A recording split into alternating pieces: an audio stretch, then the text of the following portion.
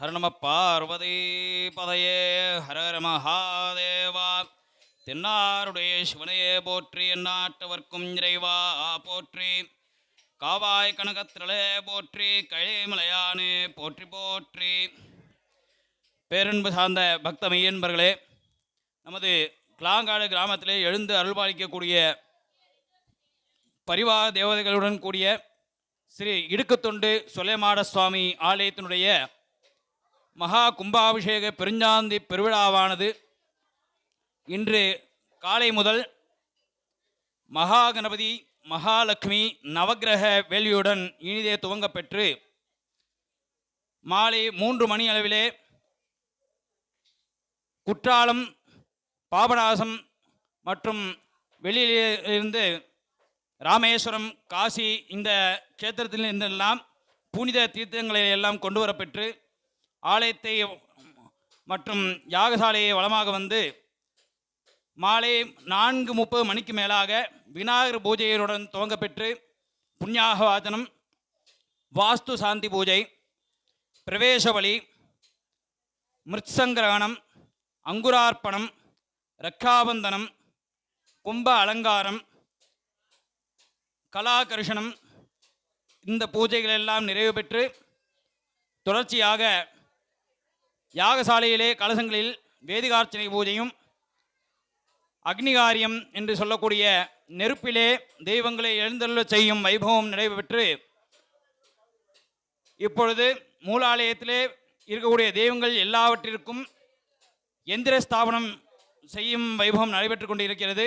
இங்கு யாகசாலையிலே தொடர்ச்சியாக திரவிய ஆகுதி என்று சொல்லக்கூடிய மூலிகை திரவியங்களினாலே நெருப்பிலே இருக்கக்கூடிய ஆவாகனம் செய்திருக்கக்கூடிய அந்த தெய்வங்களுக்கெல்லாம் மூலிகை திரவியங்களாலேயே ஆகுதியானது கொடுக்கப்பெற்று நிறைவாக பூர்ணாகுதியானது செய்யப்பெற்று சிறப்பு ஆராதனைகளாம் நடைபெற இருக்கிறது. ஆரம்பத்திலே பூஜைகள் எல்லாம் அப்படியே சமஸ்கிருதத்தில் சொன்னோம். இதெல்லாம் என்னடான்னு சில பேருக்கு புரிஞ்சிருக்கும், சில பேருக்கு புரிஞ்சிருக்காது. ஒரு கும்பாபிஷேகம் அப்படிங்கிறது பார்த்தீங்கன்னா எல்லா பொதுமக்களும் இங்கே கொஞ்சம் பாருங்கள். இந்த கும்பாபிஷேகங்கள்லாம் பார்த்தீங்கன்னா 12 வருஷத்துக்கு ஒரு தடவை தான் நடக்கும். சரிங்களா? நித்தியப்படியோ இல்லை வார வாரமாகவோ மாதத்துக்கு ஒருக்கையோ நடக்காது. ஆமாம், எல்லா கோயில்கள்லையும் மாதாந்திர வருடாந்திர பூஜைகள்லாம் நடக்கிற மாதிரி அஷ்டபந்தனம்னு சொல்லுவாங்க. நம்ம கல் சிலையெல்லாம் பார்த்திங்கன்னா 8 வகையான மூலிகை திரவியங்களால் ஆன இந்த மூலிகை மருந்தினால் சாத்திக்கக்கூடிய அந்த மருந்தானது அதனுடைய ஆயுட்காலம் 12 ஆண்டு காலம்தான். அஷ்டபந்தனம்னா 12 ஆண்டு காலம். சொர்ணபந்தனம் அப்படின்னா தங்கத்தினால மருந்து சாத்துறது, அது பார்த்தீங்கன்னா 100 ஆண்டு காலம். ரஜதபந்தனம், ரஜதம்னா வெள்ளி, வெள்ளினால மருந்து சாத்தினோன்னா 30 ஆண்டு காலம். அந்த கோயிலில் வந்து அந்த மருந்துடைய ஆயுள் காலம் அப்படி இருக்கும். அப்போ அந்த வீரியம் குறைஞ்சக்கப்புறம் பார்த்திங்கன்னா அந்த கரெக்டாக பார்த்திங்கன்னா இந்த கும்பாபிஷேக வைபவம் அப்படிங்கெல்லாம் நடத்துவோம். கும்பாபிஷேகம்னா என்ன? நம்ம எல்லா பூஜையிலுமே பார்த்திங்கன்னா நம்ம ஊர் பொதுமக்கள் எல்லாருமே நல்லா இருக்கணுங்கிறதுக்காக தான். நம்மளுக்கு எல்லா செல்வங்களும் வேணும், நம்மளுடைய தோஷங்கள்லாம் நிவர்த்தி ஆகணும், எல்லாருக்கும் ஒரு ஒரு தேவைகள் இருக்கும். திருமணம் ஆகிறவங்களுக்கு திருமணம் ஆகணும், திருமணம் ஆகினவங்களுக்கு பார்த்திங்கன்னா குழந்தை பாக்கியம் வேணும், குழந்தை பாக்கியம் பெற்றவங்கன்னா அவங்கவுங்க வாழ்க்கையில் செட்டில் ஆகணும், அதாவது வீடு வாகனம் பேருன்னு பெறணும். எல்லாம் வந்தனாலும் ஏதாச்சும் திருஷ்டி தோஷங்கள், நவகிரக சம்பந்தமான தோஷங்கள்லாம் இருக்கும், அதெல்லாம் நிவர்த்தி ஆகணும். இப்படி ஊர்பட்ட விஷயங்களுக்கெல்லாம் பார்த்திங்கன்னா இந்த கும்பாபிஷேகத்துக்கு அந்த பரிகார பூஜைகள் வந்து பொதுவாக இருக்குது. பார்த்திங்கன்னா பெரிய பெரிய யாகங்கள் செய்ததுக்கு இந்த கும்பாபிஷேகம் பண்ணதுக்கு சமம். இப்போ வீடு கட்டணுன்னா கணபதி ஹோமம் பண்ணுறோம், வியாபார விருத்தி ஆகணும்னா லட்சுமி ஹோமம், நவகிரக தோஷங்கள்லாம் நவகிரக ஹோமம், இப்படின்னு தனித்தனியாக தான் பண்ணி நம்மெல்லாம் பார்த்துருப்போம். ஆனால் இந்த கும்பாபிஷேகத்தில் பார்த்திங்கன்னா எல்லா ஹோமமும் ஒருங்கிணைந்து பண்ணுவோம். பெரிய பெரிய யாகங்கள்லாம் பண்ணதுக்கு சமம் இந்த கும்பாபிஷேகத்தை நம்ம தரிசனம் பண்ணோன்னா. ஒரு கும்பாபிஷேகத்தை நம்ம தரிசனம் பண்ணி அதில் சொல்லக்கூடிய மந்திரங்களை எல்லாம் நம்ம காதாக கேட்டோம்னா பெரிய பெரிய யாகங்கள், அதாவது சுயம்பரா பார்வதி ஹோமம் அப்படிங்கிற பார்த்திங்கன்னா கல்யாணத்துக்காக பண்ணுறது, புத்திரகாமேஷ்டி யாகம் அப்படின்னு பார்த்திங்கன்னா குழந்தையின்மைக்காக பண்ணுறது. அப்புறம் இந்த இடம்லாம் வாங்குவாங்க. அந்த காலத்தில் ராஜாக்கள்லாம் நிலங்கள்லாம் வாங்குறதுக்காக பார்த்திங்கன்னா அஸ்வமேத யாகம்னு, அதாவது குதிரைக்கு யாகம் பண்ணி அந்த குதிரை மேலே கொடியை நட்டு அந்த குதிரை எவ்வளோ தூரம் போகுதோ அந்த இடம் ஃபுல்லாக அந்த ராஜாவுக்கு சொந்தம். அதான் அஸ்வமேத யாகம்னு சொல்லுவாங்க, ராஜாக்கள்லாம் பண்ணுவாங்க. அந்த யாகம் பண்ணுறதுக்கு உண்டான சமம். இந்த மாதிரி பெரிய பெரிய யாகம்லாம் இந்த பண்ணதுக்கு மொத்தமாக இந்த கும்பாபிஷேகத்தில் எல்லாமே அதுக்கு ஒருங்கிணைந்து அந்த பலன்கள்லாம் கொடுக்குது. அந்த மந்திரங்களை எல்லாம் நம்ம காதால் கேட்கும்போது அதனுடைய முழு பலனையும் நம்ம அடைகிறோம். அதனால் இந்த கும்பாபிஷேகங்கள் நடக்கக்கூடிய அனைத்து விஷயங்களையும் அவங்கவுங்க இந்த மாதிரி சொந்த விஷயங்களை பேசாமல் இறை சிந்தனையோட நம்ம கவனித்து வந்தோம்னா நம்மளுடைய வேண்டுதல்களும் நம்மளுடைய இன்னல்கள் எல்லாம் கலைந்து வேண்டுதல்கள்லாம் நிறைவேற்று சுவாமிகளுடைய பரிபூர்ண அனுகிரகத்தை நம்ம பெறுவோம். ஆமாம், காலையில் பார்த்தீங்கன்னா கணபதி ஹோமம் பண்ணோம். என்னென்ன ஹோமம்? கணபதி, லட்சுமி, நவகிரகம், சுதர்சனம், மிருத்யுஞ்சய ஹோமம். இந்த ஹோமங்கள்லாம் பண்ணியிருக்கோம். கணபதி ஹோமங்கிறது பார்த்தீங்கன்னா காரிய தடைக்காக பண்ணக்கூடிய பொதுவான ஒரு ஹோமம். அதுக்கடுத்து லட்சுமி ஹோமம். ஆலயங்களிலே, வீடுகளிலே, கடைகளிலே செல்வம் பெருகி வரணும். ஒரு கோயில் நல்லா இருக்கணும்னா நம்ம காசெல்லாம் கொடுத்து அதுக்கு திருப்பணி பண்ணாதான் முடியும். அந்த காசு வேணும்னா மகாலட்சுமியோட அனுகிரகம் வேணும் நம்மளுக்கு. அப்போ அதுக்கு என்ன பண்ணணும்? அந்த லட்சுமி ஹோமம், அந்த லட்சுமிக்கு, மகாலட்சுமிக்கு அஷ்டலட்சுமி ஹோமம் பண்ணோன்னா அந்த செல்வம் கிடைக்குது. காரிய தடயங்கள்லாம் முடிந்து செல்வம் கிடைத்ததுக்கப்புறம் நம்மளுக்கு கண் திருஷ்டி எல்லாம் வரும். செல்வம் வந்துட்டாலே பின்னாடியே திருஷ்டியும் வரும். எல்லாரும் என்னடா எல்லாமே வாங்கியிருக்கானே, புதுசு புதுசாக என்னென்னமோ பண்ணியிருக்கானே, நம்மளால் பண்ண முடியாதெல்லாம் பண்ணியிருக்கானே அப்படிங்கிற திருஷ்டி வரும். அந்த திருஷ்டி எல்லாம் போகணுன்னா சுதர்சனம். சுதர்சனங்கிறது பெருமா கையில் இருக்கக்கூடிய சக்கரம். அந்த சுதர்சனம் பண்ணுறத ஹோமம் பண்ணுறது மூலமாக நம்மளுடைய கண் திருஷ்டி இது எல்லாமே கழிஞ்சிருது. திருஷ்டியெல்லாம் கழிஞ்ச அந்த திருஷ்டியெல்லாம் படும்போது வெறும் கண் திருஷ்டி மட்டும் இருக்கிறது இல்லை, நம்மளுக்கு பல வகையான நோய்கள் வரும். சரிங்களா? அப்போ அந்த நோயெல்லாம் சரியானோன்னா மிருத்யுஞ்சய ஹோமம். மிருத்யு அப்படின்னா நோய், மிருத்யுஞ்சயம் அப்படின்னா அந்த சுவாமி பார்த்தீங்கன்னா மிருத்யுஞ்சயர். நோய்கள் எல்லாத்துக்கும் முதல்ல மருந்து சொன்னக்கூடிய சித்த நம்ம வழியில் வைத்தியத்தில் பார்த்தீங்கன்னா சித்த வைத்தியம் தான் உயர்ந்தது. முதல்ல உருவானது சித்த வைத்தியம்தான். அதுக்கடுத்து தான் ஆயுர்வேதம், யுனானி இப்படின்னு பல வைத்தியங்கள்லாம் இந்த சித்த வைத்தியலேருந்து பிறந்தது தான். அப்போ அதுக்கெல்லாம் பெரிய சித்தர், ஆதி சித்தர் யாருன்னா சிவபெருமான் தான். அவரை சம்ஸ்கிருதத்தில் மிருத்யுஞ்சயர்னு கூப்பிடுவோம். அப்போ அந்த மிருத்யுஞ்சய ஹோமம் பண்ணது மூலமாக நம்மளுக்கு நோய்கள்லாம் இல்லாமல் போயிடுது. அப்போ என்ன? நம்மளுடைய காரிய தடைகள் நீங்குது. காரிய தடையை நீங்கி செல்வம் பெருகுது. லக்ஷ்மி ஹோமம் பண்ணுறது மூலமாக செல்வம் பெருகிறதுனால ஏற்பட்ட கண் திருஷ்டி போகிறதுக்காக சுதர்சன ஹோமம் பண்ணுறோம். திருஷ்டியெல்லாம் கழிஞ்சதுக்கப்புறம் நோய் நொடி எல்லாம் வந்ததுன்னா அதெல்லாம் போகிறதுக்காக மிருத்யுஞ்சய ஹோமம் பண்ணுறோம். இப்படி இத்தனை ஹோமம் காலையில் பண்ணியிருக்கோம். அதுக்கடுத்து அனுக்கியை, தேவதா அனுக்கியை, பிராமண அனுக்கியை. பிராமண அனுக்கியன்னா கும்பாபிஷேகத்துக்கு ஹோமம் பண்ண வந்திருக்காருல்ல சிவாச்சாரிய பெருமக்கள், அந்த அவர்கள் தான். அந்த ஹோமங்கள்லாம் பண்ணோம்னா நம்ம, அதாவது எல்லாருக்கும் பொது உடைமை தான் கோயிலில். ஆனால் சில காரியங்கள் செய்கிறதுக்கு சில பேருக்கு தான் தகுதி இருக்குது. ஆமாம், தாய்மார்கள்லாம் கொஞ்சம் அமைதியாக இருங்கோ. உங்களுக்காக தான் நான் எல்லாம் சொல்கிறேன். எல்லாம் காது கொடுத்து கேட்டீங்கன்னா இந்த விஷயங்கள் பல பேருக்கு இதெல்லாம் தெரியாமல் இருக்கும். நீங்கள்லாம் தெரிஞ்சுக்கணுங்கிறதுக்காக தான் சொல்கிறேன். அதனால் கேட்டுக்கோங்க. இதெல்லாம் எல்லா நேரத்துலையும் சொல்ல மாட்டாங்க. நாளை கால கும்பாபிஷேகம் முடிஞ்சோன்னா இதே நிகழ்வு திருப்பி நடக்காது. அதனால் இந்த வாய்ப்புகள் கிடைக்கும் போதே நீங்கள் தெரிஞ்சுனா என்னென்ன பூஜை என்னென்ன பண்ணுறோங்கிறது உங்களுக்கு தெரியணுங்கிறதுக்காக தான் ஏதோ எனக்கு தெரிஞ்ச விளக்கங்கள்லாம் உங்களுக்கு சொல்கிறேன். அப்போ இந்த கணபதி, லட்சுமி, நவக்கிரகம், சுதர்சன ஹோமங்கள்லாம் கழிச்சிட்டோம். பிராமண அனுக்கியனா அனுமதி வாங்குதல். நம்மளுடைய சார்பாக சிவாச்சாரியரானவர் இந்த கும்பாபிஷேகத்தை நடத்த வைக்கிறதுக்காக வந்திருக்காரு. அந்த கும்பாபிஷேகத்தை நடத்துறதுக்கு அவர்கிட்ட அனுமதி வாங்கிக்கணும். ஐயா, எங்களுக்காக எங்கள் எல்லாருடைய நலனுக்காகவும் இந்த கும்பாபிஷேகத்தை நீங்கள் நல்லபடியாக நடத்தி கொடுக்கணும். இதுக்கு நீங்கள் உங்கள் மனசு வைக்கணும் அப்படின்னு சொல்லிட்டு அவங்களுக்கு வேண்டிய தட்சணையெல்லாம் கொடுத்து, அவங்களுக்கு வஸ்திரம் இதெல்லாம் கொடுத்து மரியாதை பண்ணி, அவங்களுக்கு காப்பு கட்டி இந்த இடத்துல நம்மளுடைய சார்பாக உட்கார வச்சு அந்த ஹோமத்தை பண்ணி வைக்கிறோம். எல்லாரும் பல பேர் நினச்சிருக்காங்க எல்லாரும் எல்லாமே பண்ணலாமா அப்படிங்கிறது கிடையாது. நம்ம வர்ணம்ங்கிறது அவங்கவுங்க இதைப்படி தான் வர்ணங்கள் இருக்குது. சில பூஜைகள் சில விஷயங்கள் சில பேர் தான் பண்ணணும்னு இருக்குது. கும்பாபிஷேகங்கள் அப்படின்னு பார்த்தா சிவாச்சாரியர் பெருமக்கள் மட்டும்தான் பண்ணலாம். கல்யாணங்கள் இதெல்லாம் பார்த்தீங்கன்னா பெருமாள்கள் இருக்கக்கூடிய வைதிகர்கள் தான் பண்ணலாம். இப்படி ஒவ்வொரு காரியத்துக்கும் ஒவ்வொரு ஆட்களை பிரித்து விட்டுருக்காரு இறைவன். நம்ம பிரிக்கலை, இறைவன் பிரித்து அவங்கள தனக்காக ஸ்தாபிச்சிருக்கார் ஆகம முறைப்படி. அப்படிங்கிறனால இந்த கும்பாபிஷேகத்துக்கு பிராமணர்கிட்ட அனுமதி வாங்கி அவங்கள நிர்மாணம் பண்ணுறோம். அதுக்கடுத்து தேவதை அணுங்கி கும்பாபிஷேகத்துக்கு அந்த சுவாமியை பழச எல்லாத்தையும் நல்லா அவங்க புதுப்பிச்சு அவங்களுக்கு நல்லபடியாக அவங்களுக்கு பழைய எந்திரங்களையெல்லாம் எடுத்து புது எந்திரம் வச்சு பழைய மருந்தெல்லாம் எடுத்துகிட்டு புது மருந்து சாத்தி அவங்கள நம்மள சின்ன சின்ன இடையூறுகள்லாம் பண்ணுறோம். அதெல்லாம் பொறுத்து இருந்துட்டு இந்த கும்பாபிஷேகத்தை அவங்களோட ஆசீர்வாதத்தோட இந்த கும்பாபிஷேகத்தை நடத்தணும் அப்படின்னு சொல்லிட்டு உள்ளே இருக்கக்கூடிய சுவாமிகள்கிட்டேருந்து அனுமதி வாங்கிக்கிறோம்.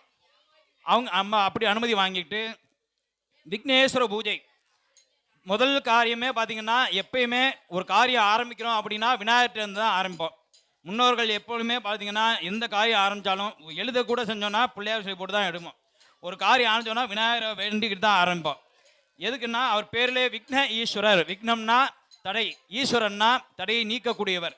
அந்த விநாயகப் பெருமான பழைய பொருட்களில் ஆவானம் பண்ணலாம். மஞ்சள், சந்தனம், பசுஞ்சாணம், களிமண், இப்படி பல பொருட்கள், அப்புறம் அச்சு வெல்லம், இப்படி எல்லா பொருளையும் ஆவானம் பண்ணாலும் மஞ்சளில் எதுக்கு பிடிக்கும்னா மஞ்சள் வந்து கிருமி நாசினி. மஞ்சள் மங்களத்தை குறிக்குது. ஒரு காரியத்தை மங்களகரமாக தொடங்கணும் அப்படிங்கிறதுக்காகத்தான் நம்ம மஞ்சளில் விநாயகரை பிடிக்க வரக்கூடிய தெய்வம்னா, ஏழைகளோட எளிய தெய்வம்னா அது விநாயகர் மட்டும்தான். மற்றக்கெல்லாம் சிலையை வடிக்கணும், அப்படி இப்படி பண்ணணும். நம்மனா விநாயகரை அப்படி ஒரு பிடிச்சிட்டோன்னா அது வந்து குமாச்சியாட்டு நிற்பார். அவர் தான் விநாயகர். அப்போ பிடிச்சிட்டு அவர் விநாயகர் அப்பா வான்னா வந்துடுறார். பூஜை முடிஞ்சோன்னா அப்பா போய்க்கோன்னா போயிடுறார். பக்தனுடைய மனசுக்கு ஏற்றாப்புல மனம் கொண்டாமல் வந்துட்டு அவர் வந்து நம்மளுக்கு அருள் பாலிக்கிறார். அப்படிங்கிறதுனால தான் விநாயகரை முக்குக்கு ஆத்தங்கரையோரத்தில் பல இடங்களில் எல்லா கோயிலும் விட விநாயகர் கோயில் தான் அதிகமாக இருக்கும். அப்போ காரியத்தடைகள் நீங்கிறதுக்காக விக்னேஸ்வர பூஜை பண்ணுறோம். அதுக்கடுத்து புண்ணியாகவாதனம். புண்ணியாகவாதனம்னா என்ன? சுத்தி புண்ணியாகவாதனம். இந்த இடத்த நம்ம ஏற்கனவே கூட்டி மொழிகினாலும் மந்திரபூர்வமாக சுத்தி பண்ணுறதுக்காக 7 விதமான புண்ணிய நதிகள், 7 விதமான புண்ணிய கடல்கள், இது எல்லாத்தையும் அதில் ஆவாகனம் பண்ணிட்டு நீர்நிலைகளுக்கெல்லாம் அதிபதியாக இருக்கக்கூடியவர் யாருன்னா வருண பகவான். இந்த வருண பகவானையும் அதில் ஆவாகனம் பண்ணிட்டு பூஜையினுடைய நிறைவில் அந்த புனித தீர்த்தத்தை இந்த இடத்துல தெரிச்சு விட்டு அந்த இடத்த மந்திரபூர்வமாக சுத்தம் பண்ணுறோம். விக்னேஸ்வர பூஜையாக எடுத்து புண்ணியாவாதனம் எடுத்து அதுக்கடுத்து என்ன, கணபதி ஹோமம் ஏற்கனவே சொல்லி முடிச்சாச்சு. காலையில் உள்ள பூஜையெல்லாம் ஏற்கனவே சொல்லிட்டோம். கணபதி, லட்சுமி, நவகிரக ஹோமம்லாம் என்னென்ன பண்ணுறதுன்னு. சாயங்காலம் என்ன பண்ணுறோம்? சாயங்காலம் வந்து வாஸ்து சாந்தி. முதல்ல வாஸ்து அப்படின்னா பொதுவாகவே ஒரு கோயில் வீடு அப்படி கட்டுறோம்னா அந்த இடத்துல வாஸ்து சரியாக இருக்கணும். அந்த காலத்துல என்ன பார்த்தீங்கன்னா ஒரு கோயிலை கட்டணும் அப்படின்னா ஒரு பெரிய திடலில் பசுமாடு இல்லாட்டி எறும்பு இதெல்லாம் எங்கே போகுதுன்னு பார்ப்பாங்க. எறும்பு இந்த பசுமாடெல்லாம் பார்த்தீங்கன்னா குளிர்ச்சியான இடங்களில் அந்த மாதிரி இடங்கள்லாம் போய் உட்காந்துக்கும். சரிம்மா? அப்போ ஒரு மாடை புல்மேசை சொல்லிட்டு ஒரு இடத்துல பார்த்தீங்கன்னா நல்ல ஒரு இடத்துல குளிர்ச்சியாக இருந்ததுன்னா அந்த இடத்துல போய் உட்காந்துருக்குன்னா அந்த இடத்துல நீரோட்டம் நல்லா இருக்கும், அந்த இடத்துல குளிர்ச்சி இருக்கும். அப்படிங்கிறதுனால தான் அதை கணிச்சுக்குவாங்க. அந்த இடத்துல மாட்டு துருவமாக வச்சுப்பாங்க. அப்புறம் பார்த்தீங்கன்னா அந்த இடத்துல மயானமாக வச்சுக்குவாங்க. மயானங்கிறது இறைவனுடைய சிவனுடைய வாசஸ்தலம், அந்த இதாக வச்சுக்குவாங்க. இப்படி கோசாலையாக வச்சுக்குவாங்க. அப்புறமா பார்த்தீங்கன்னா அந்த மண்ணை பூமி தேவியை தோண்டி திருப்பி அந்த மண்ணை சமப்படுத்துவாங்க.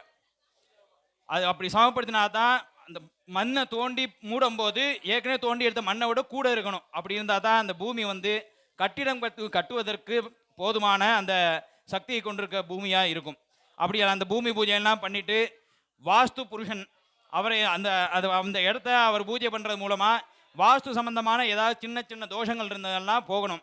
அப்புறம் நம்மளை அறியாமல் சின்ன ஜீவராசிகள் எல்லாம் அந்த வேலையை செய்யும் போதெல்லாம் நம்மளை அறியாமல் கொண்டிருப்போம். அது சம்பந்தமான தோஷங்கள் எல்லாம் நிவர்த்தி ஆகணும். அப்படிங்கிறதுக்காக பார்த்தீங்கன்னா வாஸ்து பூஜைகள் பண்ணுறோம்.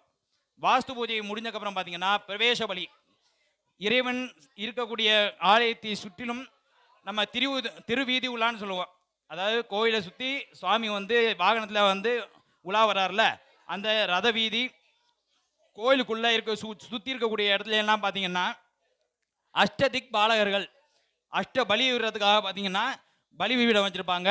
அந்த பலி அதே மாதிரி ஊர் எல்லையிலையும் அந்த 8 திக்குலையும் பார்த்தீங்கன்னா அதாவது பிரம்ம ராட்சர்கள், பூத பிரேத பிசாச்சங்கள், இந்த மாதிரி துர்தேவதைகள்லாம் அந்தந்த மூலையில் ஆட்சி செஞ்சிடும். அதாவது எல்லாமே இறைவனுடைய காவல் தெய்வங்கள். அதான் கணங்கள்னால் என்ன? பூதகணங்கள் தான். அந்த கணத்துக்கு அதிபதி விநாயகர், அவருக்கும் மேலே இருக்கிறவர் சிவபெருமான். அந்த ஊர் எல்லையை காத்துட்டு இருக்கக்கூடிய அந்த பூத பிரேதா பிசாச்சங்கள், அதாவது துர்தேவதைகளை எல்லாம் பார்த்தீங்கன்னா அவங்கெல்லாம் நதியோரம், கடலோரம், மலை அடிவாரம், அப்புறம் மயானம் மயானம் என்று சொல்லக்கூடிய நம்முடைய தகனம் செய்யக்கூடிய இடம், சுடுகாடு, இந்த மாதிரி இடத்துல எல்லாம் அவங்கவுங்கள அந்தந்த இடத்துக்கு அவங்கள போக சொல்லிட்டு இந்த நல்ல காரியம் நடக்க போது எங்களுக்கு இடையூறு இல்லாமல் ஊர் எல்லையில் எங்களுக்காக இருந்துட்டு மற்ற துர்தேவதைகள்லாம் வராமல் பார்த்துக்கோங்கன்னு சொல்லிட்டு அவங்கள இங்கே காய வச்சுட்டு அனுப்பிட்டு 8 திக்கிலையும் 8 திக்பாலர்கள் இந்திரன், அக்னி, யமன், நெய்தி, வருணன், வாயு, குபேரன், ஈசானன், ஈசானத்துக்கு இதுக்கும் பூர்வத்துக்கும் நடுவில் பிரம்மன், இங்கே நெய்திக்கும் வருணனுக்கும் நடுவில் விஷ்ணு, இவங்களெல்லாம் அந்தந்த மூளைக்கு அவங்கள அதிபதியாக அந்த இடத்துல ஆவானம் பண்ணி அவங்கள காவல் காக்குது. இந்த பூஜை முடிகிறவர், இந்த கும்பாபிஷேகம் முடிகிற வரைக்கும் நீங்கள் இந்த எல்லையை காக்கணும் அப்படின்னு சொல்லிட்டு திக்பாலர்களை ஆவாகனம் பண்ணிட்டு அவங்களுக்கு உண்டான பலியை கொடுத்து பிரவேச பலியானது கொடுக்கப்படுது. பிரவேச பலிக்கிறதுக்கு என்ன? மிருத் சங்கிரகணம். மிருத்துன்னா மண், சங்கிரகணம், கிரகணம்னா எடுத்தல், புனித மண் எடுத்தல். இந்த பூமி பூஜை பண்ணுறதுன்னா பார்த்தீங்கன்னா இந்த கோயிலில் கும்பாபிஷேகம் பார்த்தீங்கன்னா சுற்றி 35 27 ப்ளஸ் இன்னும் 5 இது கலசம் சேர்த்து 35 கலசம் வச்சுருப்போம். அது பார்த்திங்க என்ன அந்த சுவாமி என்ன மூலாலயமோ அந்த சுவாமியோட பரிவார தேவதைகள், அதாவது காவல் தெய்வங்கள் சுற்றி இருக்கக்கூடிய அவங்களுடைய பணியாட்கள், சரிங்களா? சிவன்னா அவங்களுடைய பணியாட்கள் இருப்பாங்க, அவங்களுடைய ஆயுதம், அவங்களுடைய மங்களம், அஷ்ட மங்கலம் சொல்லக்கூடிய 8 விதமான மங்கள பொருட்கள், அப்புறம் அவங்களுடைய 10 விதமான ஆயுதங்கள், இதெல்லாம் தாங்கி இருக்கக்கூடிய தெய்வங்கள்லாம் சுற்றி இருக்கும். அப்புறம் அதுக்குள்ளேயே இந்திராதி தேவதைகள்லாம் இருப்பாங்க. அப்படி இருக்கக்கூடிய அந்த 27 வகையான தெய்வங்களை அதில் ஆவானம் பண்ணுவோம். அந்த அங்குர பூஜைன்னு சொல்லக்கூடிய முளைப்பாளிகை தேவதைகள் பார்த்தீங்களா, அதில் பார்த்தீங்கன்னா சந்திரன் இருப்பார், அதாவது வாயு மூலையில் சந்திரன் இருப்பார், அக்னி மூலையில் சூரியன் இருப்பார், அது அவருடைய ஸ்தானம். சூரியனும் சந்திரனும் இருக்கக்கூடிய மற்ற பரிவாதைகளும் அங்கே இருக்கிறதுனால முதல்ல அதாவது அந்த தானியம் விளையிறதுக்கு நம்மளும் உயிர் வாழ்கிறதுக்கெல்லாம் பார்த்தீங்கன்னா சூரியனும் சந்திரனும் தான் நம்மளுக்கு சாட்சி. சூரியனுடைய ஒளியும் சந்திரனோட ஒளியும் இல்லாமல் இந்த தானியங்களோ நம்மளோ வாழ முடியாது. அதை அடிப்படையாக வச்சு தான் இந்த யாகசாலையில் இந்த கலசங்கள்லாம் வச்சு இது எல்லாத்துக்கும் அந்த மூலையில் பார்த்தீங்கன்னா ஈசான மூலையில் பார்த்தீங்கன்னா பார்வதி பரமேஸ்வரன், அந்த யாகத்துக்கு மண்டபத்துடைய யாகேஸ்வரர் யாகேஸ்வரி சுவாமி அம்மன் தான் அவங்க. அந்த மொத்த பரிவாதங்களுக்கும் தலைமை அவங்க தான். அவங்களுக்கு உண்டா நீரெல்லாம் அதில் விட்டு தான் அவங்கள ஜீவனம் பண்ண செய்வோம். பார்த்தீங்கன்னா அப்புறம் அங்குர பூஜை, அந்த முளைப்பாளிகை பூஜையெல்லாம் பண்ணுவோம். அதுக்கடுத்து ரெக்காபந்தனம்னா காப்பு கட்டும் வைபவம். இந்த கும்பாபிஷேகத்தை நல் முறையில் நடத்தி முடிக்கணும் அப்படிங்கிறதுக்காக நம்மெல்லாம் கங்கணமன் கட்டிக்கிறோம். காப்பு நல்லபடியாக நடத்தி முடிக்கணுங்கிறதுக்காக காப்பு கட்டிக்கிறோம். யார் கட்டிக்குவாங்கன்னா இந்த கோயிலில் இருக்கக்கூடிய பூஜாரி, கும்பாபிஷேகம் நடத்தி வைக்கக்கூடிய சர்வசாதகம், கும்பாபிஷேகத்தில் ஹோமகுண்டத்தில் இருக்கக்கூடிய ஆச்சாரிய பெருமக்கள், அந்த கோயிலில் இருக்கக்கூடிய கும்பாபிஷேகத்தின் பொறுப்பை எடுத்து அந்த இருக்கக்கூடிய அந்த நிர்வாகத்தார்கள், அவங்கெல்லாம் இந்த கும்பாபிஷேகம் முடிகிற வரைக்கும் காப்பு கட்டிட்டு கும்பாபிஷேகம் முடிஞ்ச உடனே காப்பு கழட்டிடுவோம். அதை முடிகிற வரைக்கும் நாங்கள் இங்கேயே வெளியில் போகாமல் உங்களுக்காக இந்த திருப்பணியை பண்ணிக்கிட்டு இந்த கும்பாபிஷேகத்தை நன்முறையில் நடத்தணும் அப்படின்னு சொல்லிட்டு காப்பு கங்கணம் கட்டிக்கிறோம். ரக்காபந்தனம், அங்குரார்ப்பணம், ரக்காபந்தனம். அதுக்கடுத்து பார்த்தீங்கன்னா கும்ப அலங்காரம்னா பார்த்தீங்கன்னா நம்மளுக்கு எப்படி இந்த உடம்போ அதே மாதிரி தான் தெய்வங்களுக்கு அந்த கலசம் தான் உடம்பாக இருக்குது. அந்த கலசத்தில் நூல் சுற்றி இருக்கோம் பார்த்தீங்களா, கலராக நூல் சுற்றி இருப்போம். அந்த கலராக நூல் சுற்றி இருக்கிறது தான் நரம்பு. அந்த நீல கலர் நரம்பு, பச்சை நரம்பு, சிவப்பு நரம்பு, வெள்ளை நரம்பு, எப்படி இருக்கக்கூடிய நரம்பு எல்லாம் பார்த்தீங்கன்னா அந்த நூல். வஸ்திரம் தான் பார்த்தீங்கன்னா நம்ம சதை. உள்ளே இருக்கக்கூடிய தீர்த்தம் தான் பார்த்தீங்கன்னா ரத்தம். அந்த வாசனை பொருட்கள்லாம் போடுறோம் பார்த்தீங்களா, அதெல்லாம் ரத்த நாளங்கள். மேலே போட்டிருக்கக்கூடிய மாந்தலை தான் பார்த்தீங்கன்னா சுவாமியினுடைய ஜடாமுடி.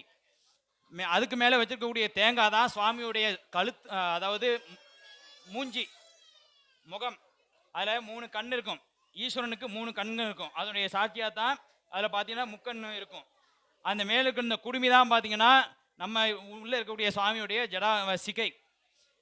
அப்புறம் அவங்களுக்கு வண்ண மலர்கள்லாம் சாத்திடும். இப்படி அந்த கும்பத்தை அலங்காரம் பண்ணி அந்த கும்பத்தையே சுவாமியோட உடம்பாக பாவிச்சு அவங்கள ஆகம மந்திரங்கள்னால எழுந்தருளை செஞ்சு அவங்கள ஆவானம் பண்ணி வேத மந்திரங்கள்னால அவங்களுடைய பேரை எல்லாம் துதிபாடி, அப்புறம் தமிழுடைய தேவா திருப்பதியங்கள்னால அவங்கள மேலும் மேலும் சந்தோஷம் செஞ்சு இந்த இடத்துல நம்ம எல்லாரும் நல்லா இருக்கணுங்கிறதுக்காக நம்ம இந்த கும்பாபிஷேக வைபவத்தை நடத்துகிறோம்.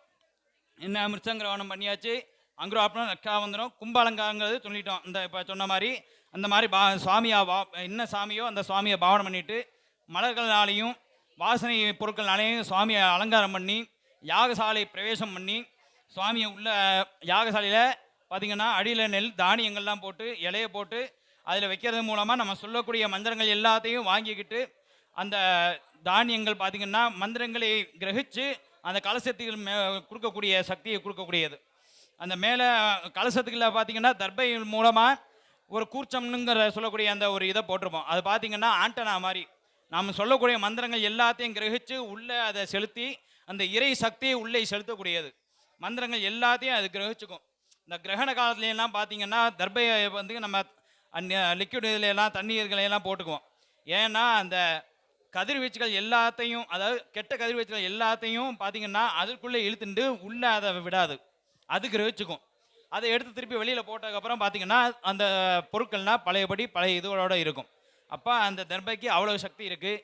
கெட்ட ஆற்றல்கள் மட்டும் இல்லை, நம்ம சொல்லக்கூடிய நல்ல மந்திர அந்த சக்தியையும் இழுத்து உள்ளே விடக்கூடிய சக்தி அந்த தர்பைக்கு இருக்குது. அந்த இதை போட்டு நம்ம அலங்காரம்லாம் பண்ணிவிட்டு வேதிகார்த்தினை என்று சொல்லக்கூடிய அந்த அஷ்டதி கலசங்கள், இந்திராதி கலசங்கள், அப்புறம் பிரதான தெய்வங்கள் எல்லாத்தையும் அவங்களுடைய மூலமந்திரம், மாலாமந்திரம், காயத்ரி மந்திரங்கள்லாம் சொல்லி எழுந்தருளை செஞ்சுட்டு திரவிய ஆகுதி கலசத்தில் மட்டும் ஆவணம் பண்ணிட்டோம்னா நம்ம கொடுக்கக்கூடிய அந்த மூலிகை திரவியங்கள் இது எல்லாத்தையும் கலசத்தில் கொடுக்க முடியாது. பழத்தை வந்து நம்ம கலசத்துக்கு நைவேத்தியம் பண்ணலாம், ஆனால் மூலிகை திரவியங்களை நைவேத்தியம் பண்ணுறது முடியாது. அதை சுவாமிக்கு சமர்ப்பணம் அதை கொடுக்கணும்னா எல்லா தெய்வங்களுக்கும் பொதுவான ஒரு ஊடகம் அப்படிங்கிறது நெருப்பு தான். அந்த நெருப்புங்கிறது என்னென்ன சுவாமியை நம்ம ஆவானம் பண்ணுறோமோ அந்த சுவாமியோட சொரூபமாகவே அது இருக்கும். எந்த சுவாமியோட மந்திரத்தை ஜபிச்சு அந்த நெருப்பில் அந்தந்த சுவாமிக்கு உண்டான திரவியங்களை போட்டிங்கன்னா அந்த திரவியங்கள் எல்லாமே அவரே போய் சேர்ந்துருது. அப்போ என்ன பண்ணுறோன்னா ஷண்ணவதி மூலிகைகள், 96 வகையான மூலிகை திரவியங்கள் இப்போ எல்லாம் பார்த்திங்கன்னா பேரே சொல்ல முடியாத பல மூலிகையெல்லாம் போடுறாங்க. இப்போ இருக்கிறத விட பழைய ஒரிஜினல் மூலிகைகள்லாம் பார்த்திங்கன்னா இயற்கையாகவே நம்ம காடுகள்லையும் நம்ம வீட்டுக்குள்ள பக்கத்துலேயும் கிடைக்கக்கூடிய அதாவது அரசங்குச்சி, அரசம் விழுது, அரச மரத்துடைய அந்த விதைகள், அதே மாதிரி வேப்பமரம், மாமரம், இப்படி பல மூலிகை இதில் பார்த்திங்கன்னா நம்ம இந்தியாவிலையும் தமிழ்நாட்டிலையும் கொட்டி கிடக்கு. அப்படி மூலிகைகள்லேருந்து கிடக்கக்கூடிய மூலிகை திரவியங்கள் எல்லாத்தையும் எடுத்து காய வைத்து அப்படியே நம்மளுக்கு பேக் பண்ணி அதை வந்து பார்த்திங்கன்னா அந்த சில மூலிகை தெய்வங்கள்லாம் சில தெய்வங்களுக்கு வந்து உரித்ததாக இருக்கும். அப்போ அந்த மந்திரங்களை சொல்லி அதை அவங்களுக்கு கொடுக்கும் பொழுது அது அவங்கள கொண்டு போய் அவங்களுக்கு வந்து போய் சேர்ந்துருது. அப்போ திரவிய ஆகுதிகள் பண்ணி முடிச்சிடுறோம். அப்புறம் பூஜைகள், அதை இந்த ஹோமம் பண்ணுற தாத்பரியம் என்னென்னா ஒரு விஐபியை கூட்டிகிட்டு வந்து விருந்து படைக்கிற இதுதான் பெரிய, நம்ம எல்லாத்துக்கும் பெரிய விஐபி என்னென்னா சுவாமி. அவருக்கு பெரிய ஆசனம் போட்டு, ஆசனம் பார்த்திங்கன்னா 5 விதமான ஆசனங்கள், பெரிய கும்பாசனங்கள்லாம் பார்த்திங்கன்னா இந்த பாம்பு மாதிரியெல்லாம் போடுவாங்க. கீழே வந்து ஆமை இருக்கும், அது கூர்மாசனம். அதுக்கு மேலே 5 தலை நாகம் இருக்கும், அது வந்து பார்த்திங்கன்னா அனந்தாசனம், சிம்மாசனம், கூர்மாசனம், அனந்தாசனம். அனந்தன்னா அனந்த நாகம், 5 தலை நாகம். அதுக்கடுத்து சிம்மாசனம், 8 திக்கிலையும் பார்த்திங்கன்னா 8 வகையான சிங்கங்கள் இருக்கும். அதுக்கு மேலே யோகாசனம், யோகன்னா முனிவர்கள், சித்தர்கள், அந்த மேலே 8 திக்கிலையும் சித்தர்கள் இருப்பார். அதுக்கு மேலே பத்மாசனம், நம்மெல்லாம் பார்த்திங்கன்னா 8 இதழ், 5 இதழ், 10, 100 தான் பார்த்துருப்போம். சுவாமி எப்படி இருக்கார்? கோடி இதழ் கொண்ட தாமரையில் உட்காந்துருக்கார். அதெல்லாம் ஒரு பாவனை தான், மந்திரங்களை சொல்ல முடியுமா? கோடி இதழ்கள் கொண்ட தாமரையில் நடுவில் பார்த்திங்கன்னா நம்ம சொல்லக்கூடிய மந்திரம், ஆகம மந்திரத்தை ஆசனமாக போட்டு நவதானியங்களை பரப்பி அது மேலே தர்பையை வச்சு சுவாமியை உட்கார வச்சுருப்போம் முறைப்படி. அப்படி வச்சு ஆகம மந்திரங்கள், ஆகமம் என்ன சுவாமி கொடுத்தது, ஆ அப்படின்னா இறைவன், கமம்னா கொடுத்தல். முதல்ல அது பார்வதி தேவிக்கு தான் சொல்கிறாரு. பார்வதி தேவி வந்து பார்த்திங்கன்னா சித்தர்களுக்கு சொல்கிறாங்க. சித்தர்கள் வந்து பார்த்திங்கன்னா சிவாச்சாரியர்களுக்கு அப்படியே பரம்பரையாக அப்படியே சொல்லி பார்த்திங்கன்னா அது சுவாமி மூலமாக அது நம்மளுக்கு வருது. அதாவது அவரை பூஜை பண்ணுறதுக்கான மந்திரங்களை அவரே தன் வாயிலாக சொல்கிறார், அவரை எழுந்தருளை செய்கிறதுக்காக. வேத மந்திரங்கள் பார்த்திங்கன்னா அவரை துதிபா, அவர் பல நாமங்கள், இறைவனுக்கு 1000 நாமங்கள், 100 நாமங்கள், அஷ்டோத்திரம் சொல்கிறோம், சாஸ்திரநாமம் சொல்கிறோம். அந்த மாதிரி பல நாமங்கள் இருக்கு. அவர் என்னென்ன அவர் அணிஞ்சிருக்கார், என்னென்ன ஆடை பூணியிருக்கார், என்ன தெய்வங்களோட இருக்கார் அப்படின்னு சொல்லிட்டு பலவாறாக அவரை வர்ணித்து ஆராதனை பண்ணுறது வேதங்கள். நிறைவாக பார்த்தீங்கன்னா தேவார திருப்பதியங்கள். அதாவது தமிழ்னா இறைவனுக்கு அப்படி சந்தோஷப்படுவாராம். ஆகமம் வந்து அதில் அவரை எழுந்தருள பண்ணுறோம். வேத மந்திரம் பார்த்தீங்கன்னா அவரை வந்து பலவாறாக துதி பாடுறோம். தேவார பதியங்கள் 12 திருமுறைகளும் பாடி அவரை தேவார பதியங்கள்னால பாட்டு பாடும்போது அவர் மேலும் ரொம்ப சந்தோஷமாக, ரொம்ப சந்தோஷத்தின் உச்ச நிலைக்கே போயிடுறார். அந்த மாதிரி இருக்கும்போது நம்மளுடைய வேண்டுதல்களை நம்ம கேட்காமையே பார்த்தீங்கன்னா நம்மளுக்கு என்னென்ன தோஷங்கள் இருக்குது, என்னென்ன நம்மளுக்கு வேண்டுதல்கள்லாம் இருக்குது, எது தேவை அப்படிங்கிறத அவராகவே நம்மளுக்கு கேட்காமையே கொடுக்குறார். நம்ம எதுவுமே கேட்க வேண்டியதில்லை. நம்ம எல்லாம் பண்ணி அவரை துதிக்கம் போடும்போது அவராகவே நம்மளுக்கு எல்லாமே பார்த்தீங்கன்னா கிடைக்கட்டும் அப்படின்னு சொல்லிட்டு அவருடைய பரிவார தேவதைகள் மூலமாக அவர் துவாரபாலர்கள் இருப்பாங்க, அஸ்து தேவதைகள்லாம் இருப்பாங்க. வீட்டிலையும் பார்த்தீங்கன்னா கோயிலையும் பார்த்தீங்கன்னா அஸ்து தேவதைகள்னு இருப்பாங்க. அது என்னன்னா நம்ம என்ன நினைக்கிறோமோ அதை ததாஸ்து அப்படின்னு சொல்லுவாங்க. ததாஸ்துன்னா அப்படியே நடக்கட்டும் அப்படின்னு அர்த்தம். அதனால தான் வீடுகள்லையும் கோயில்லையும் வேற வெளி விஷயங்கள் எதுவும் பேசக்கூடாது. இறை நாமங்களை மட்டும்தான் சொல்லணும், பேசணும், கேட்கணும், உணரணும், மற்றவங்களுக்கும் சொல்லிக் கொடுக்கணும் அப்படின்னு சொல்கிறாங்க. ஏன்னா நல்லதே நினைத்தால் நல்லதே நடக்கும், நல்லதை செய்தால் நல்லதே நம்மளுக்கும் செய்வாங்க. நல்லதை பேசினோன்னா நம்மளுக்கும் நல்ல விஷயங்கள் பேசப்படும். நல்லதை கேட்டோன்னா நம்மளுக்கும் நல்ல விஷயங்கள், நம்மளும் மற்றவங்களுக்கு நல்லதே இது பண்ணுவோம். நம்ம என்ன விதைக்கிறோமோ அதுதான் நம்மளுக்கு முளைக்கும்.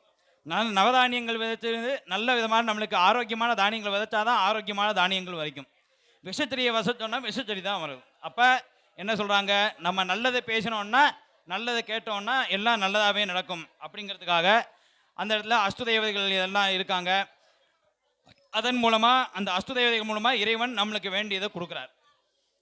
இப்போ பார்த்தீங்கன்னா மூலிகை திரவியங்கள் 96 வகையான மூலிகை திரவியங்கள்னால இப்போ ஹோமம் நடக்க போது. அதுக்கடுத்து பூர்ண ஆகுதி. முதல்ல திரவிய ஆகுதி. திரவியம்னா மூலிகை பொருட்கள், ஆகுதின்னா கொடுத்தல். அதுக்கடுத்து பூர்ண ஆகுதி. பூர்ணம்னா நிறைவு, ஆகுதின்னா கொடுத்தல். நம்மெல்லாம் சாப்பிட்டு முடிச்சக்கப்புறம் வெத்தலை பாக்கு போட்டுக்கிறோம் பார்த்தீங்களா, அது மாதிரி தான்.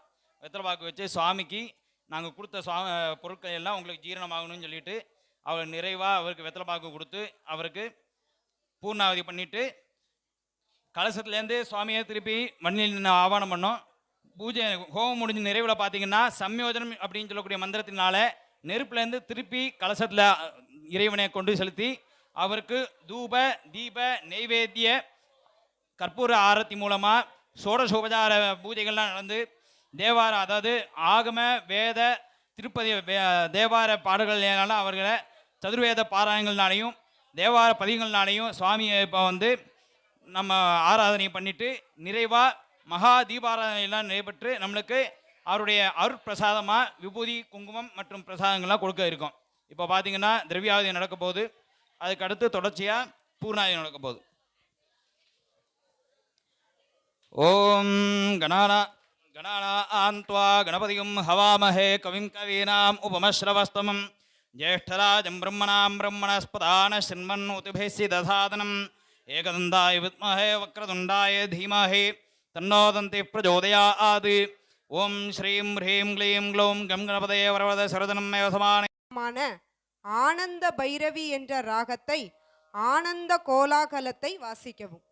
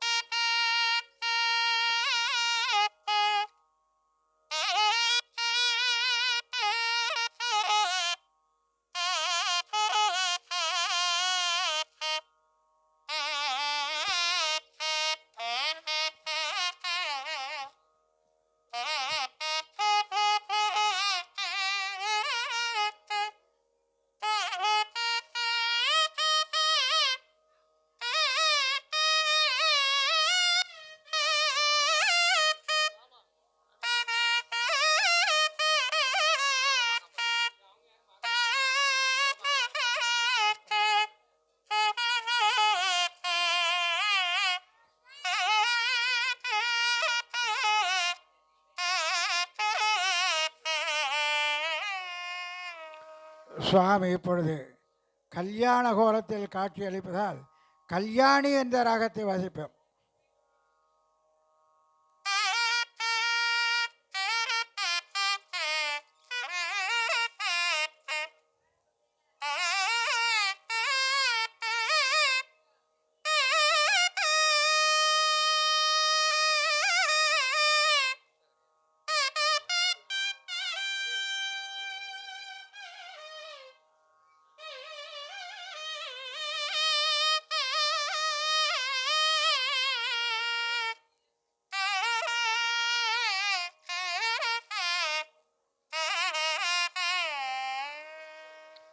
கல்யாணி ராகத்தை கேட்ட எம்பெருமான் மோகன புன்னகையுடன் இருப்பதால் மோகன என்ற ராகத்தை வாசிக்கும்.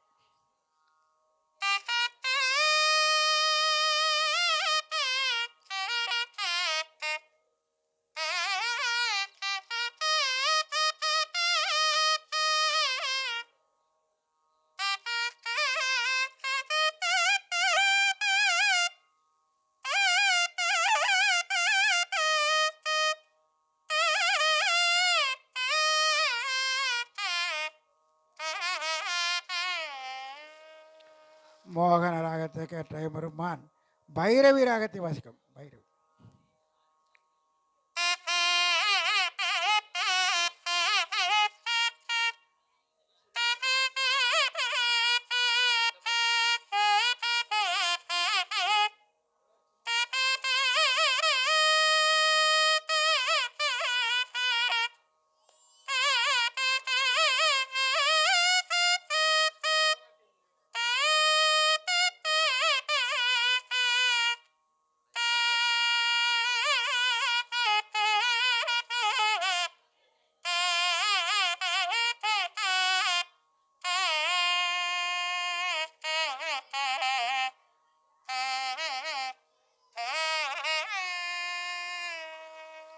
பைரவி ராகத்தை வாசிக்கும் எம்பெருமான் பூர்வ கல்யாணி ராக வாசிப்போம்.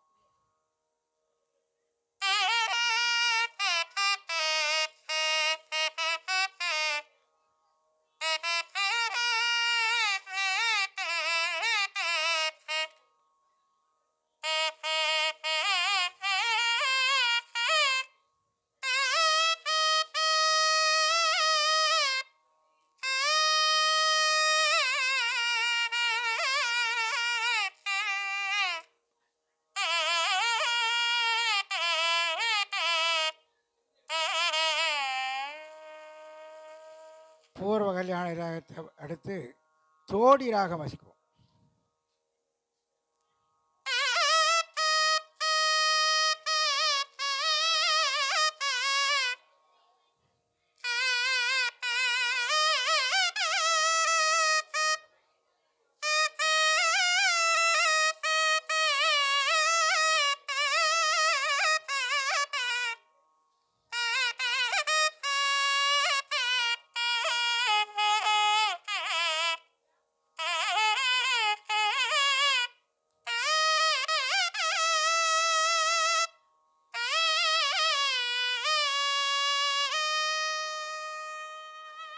தோடி ராகத்தை அடுத்து கனடா ராகம் வாசிக்கும்.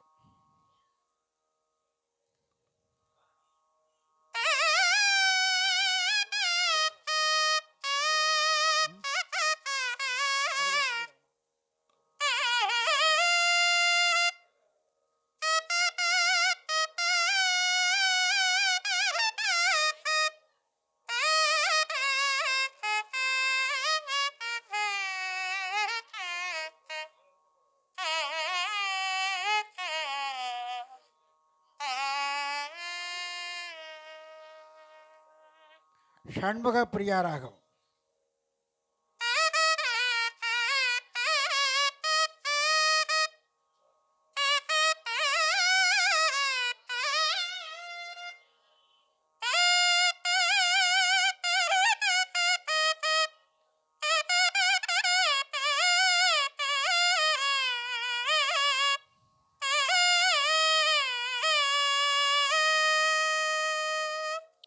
இத்தனை ராகங்களை கேட்ட எம்பெருமான் இசைக்கருவி, வெளிநாட்டு இசைக்கருவி மூலமாக சுவாமிக்கு இங்கிலீஷ் நோட் வாசிக்கும்.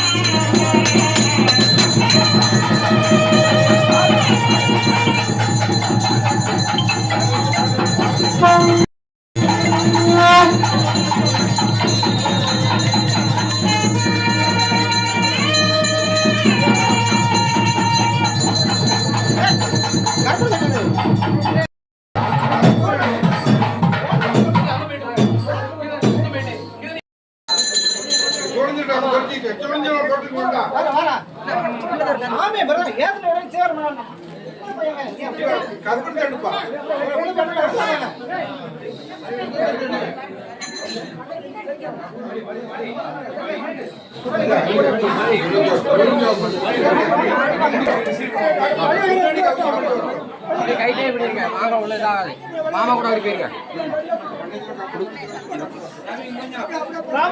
மணி சூடு கொண்டாங்க அண்ணாச்சி மணி சூடு அங்க அங்க அங்க எங்க தெரிஞ்சாச்சு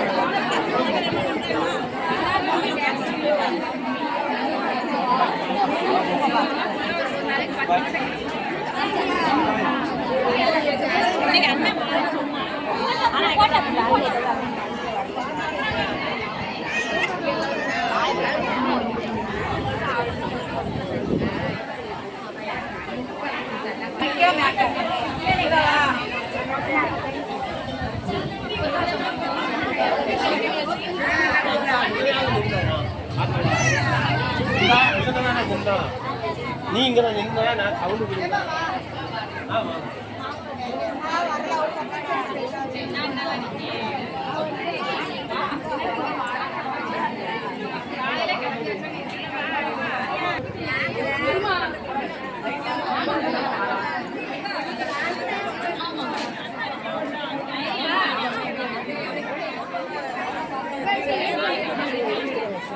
Achi! Hey, Achi!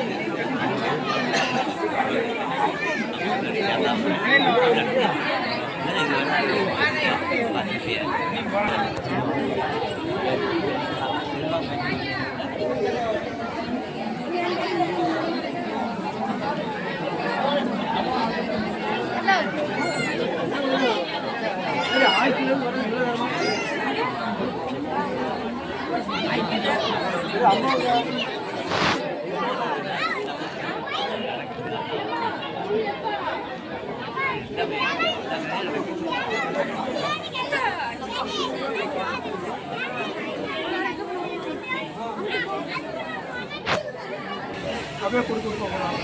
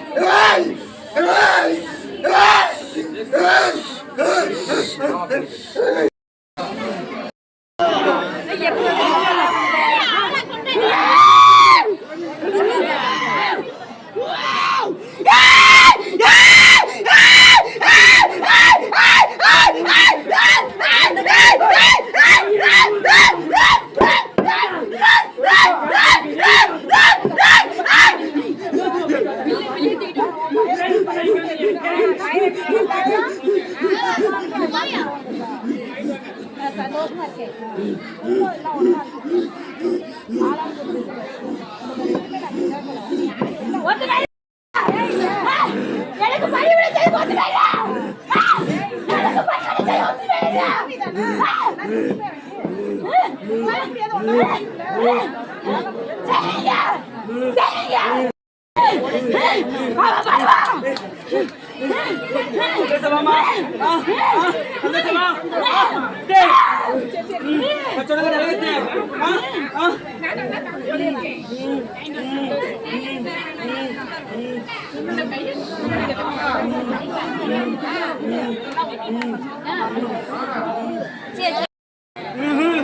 ஒவ்வொரு வாட்டி முன்ன தள்ளி முன்னதான் கூட்டு வரேன். நீ யாரும் ஒதுங்கி போற. உன் இடத்த யாருக்காக விட்டு கொடுக்க கூடாது. யாரு என்ன பேசிட்டு போட்டோம், நீ ஏன் ஒதுங்குற? கேட்டு கொண்டதுனால கொடுத்தேன். கொடுத்தா இல்லையா? உனக்கு மதிப்பு மரியாதை இருக்கா இல்லையா? ஏன் ஒதுங்குற? கூப்பிட அடுத்த வருஷம் கொடைக்கு வருவானே விட்டு பட்டுவானா என் நம்பி வருவாங்க போயிட்டு வா. இதே மாதிரி எனக்கு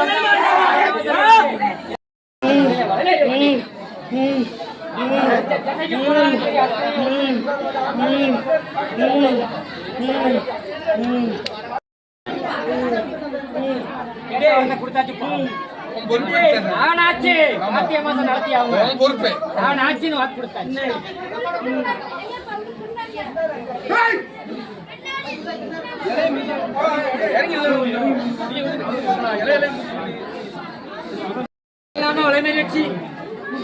ஈரேடு தலைமுறைக்கும் எந்த குறையும் இல்லாம பாதுகாத்து வரணும் அப்பா. நீ எந்த குறையும் இல்லாம தடங்கும் இல்லாம எந்த குறையும் கேட்டவரைக்கும் கேட்ட வரம் கொடுத்து இதே மாதிரி மக்கள் எந்த குறையும் பெற உன்னுடைய நாமத்தை திசைக்கும் வழங்க வேண்டும்.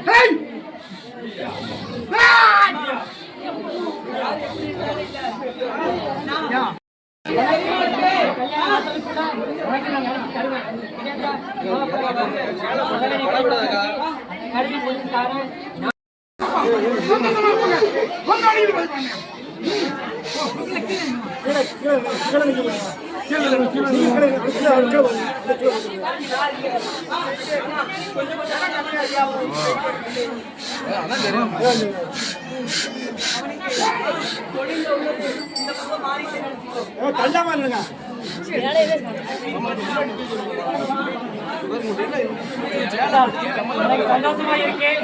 நீ செஞ்சதான சந்தோஷமா ஏற்றிருக்கேன். என் கோட்டையிலிருந்து எந்த காட்சி கொடுத்துக்கணும் இதே மாதிரி குடும்பத்தில் வழங்கிட்டு சொல்லுவேன். கேட்ட கதைகள்லாம் எடுத்து கொடுப்பேன். எந்த குறையும் இல்லாம அவன் எங்க போனாலும் சரி பாதுகாப்பா கொடுப்பேன். சரியாத்தா கொலைப்படாம இருக்க சொல்லு. நானாச்சு சொட்டதெல்லாம் தொடங்கி கொடுப்பேன். இதே மாதிரி எனக்கு அவனை மென்மேறி செஞ்சு வச்சு சரியாத்தா பழமேறி வச்சு வாரம்.